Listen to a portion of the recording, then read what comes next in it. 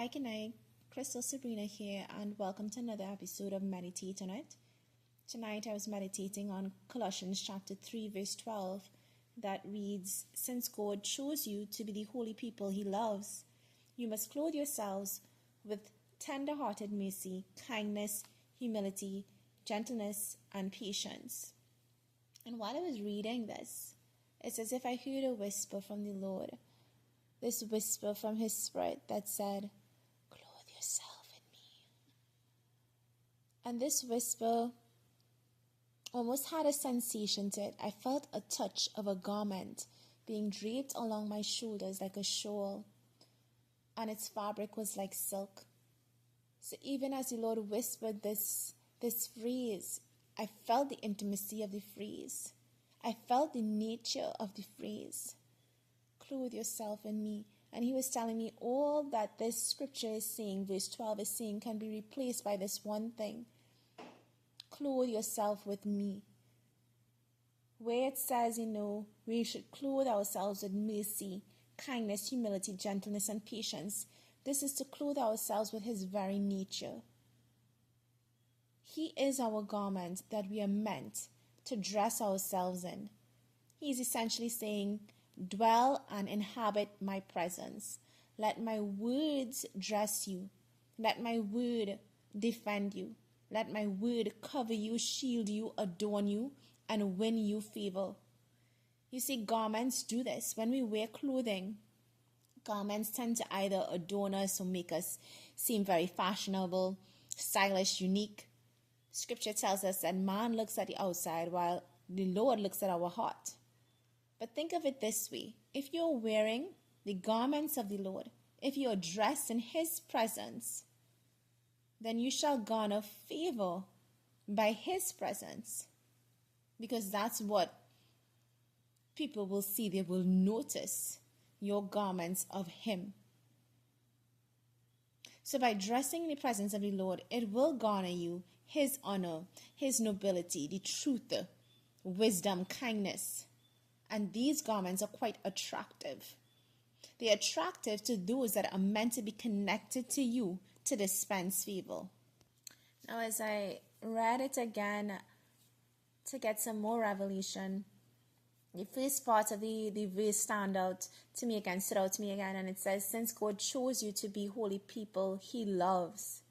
He loves. He chose and he loves. It's like the Lord started to liken this to a relationship, or liken it to marriage, where there is love and where there's a choosing. So think of it as when you've chosen this person that you love, and in the sweetness of your love, you find yourself spending a lot of time with them. It's as if you're all over each other. Even if you go out, it's like no one sees just you again. If they're relaying to another that they have seen you, they're also relaying, well, I saw you with them. To see you is to see that other person. To see that other person is to see you. It's no longer a one thing. It's now a unit thing. If you're looking for any oneness, it's in unity, it's in partnership. And that's how our relationship is meant to be with the Lord. There is a union that is supposed to be there in the blood covenant of Christ.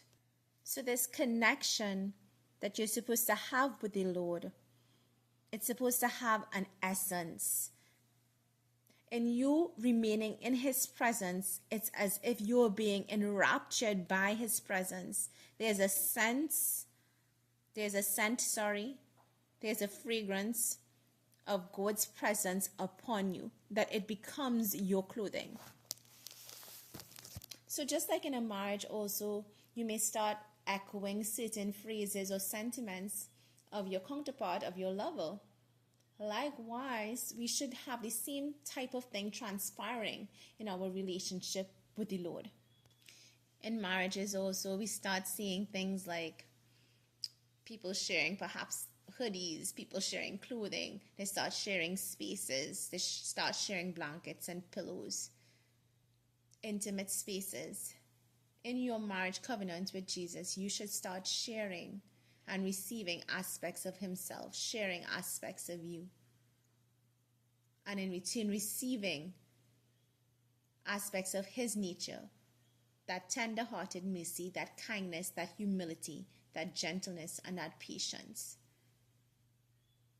So when Colossians is given this instruction that says, since God chose you, you ought to, it's not supposed to be done in striving.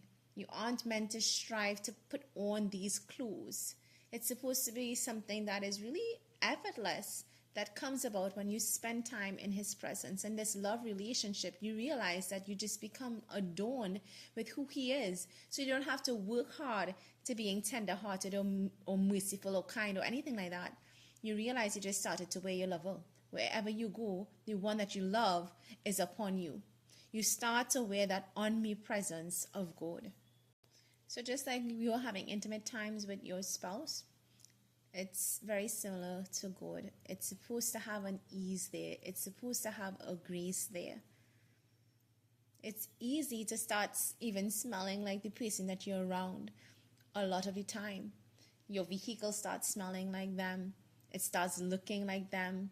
There are things that represent them that become a part of your place and your space, so that your space no longer looks like your space, but an our space. So it's the same type of thing that's supposed to be happening in your relationship with the Lord, that facilitates being clothed in His presence.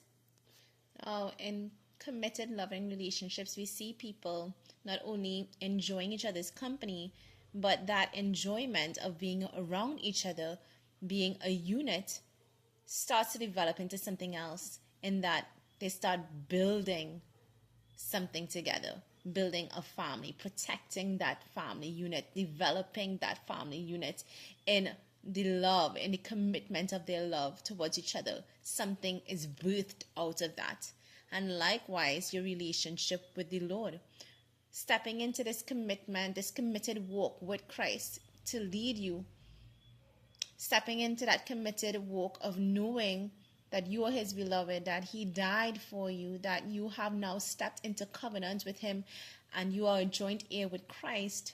You're starting to build something with God as well. And it's in that building that you realize that you are being dressed. It's in that building that you're not striving to become like God, but you're sort of becoming like Him, because He is always working alongside you. You are always working alongside Him. There is no separation from the two. To see God is to see you. To see you is to see Christ. You see, we came from God. So in His heart, we can see God's creation. We can see ourselves in Him. And when people look at us, they should be able to see Christ as well. They should be able to detect Christ as well. Yes, so when you're so in love, you're all over each other. So be that way. Pursue the Lord with such fervency, so that His presence will continually to be upon you, that you will continually be clothed in Him.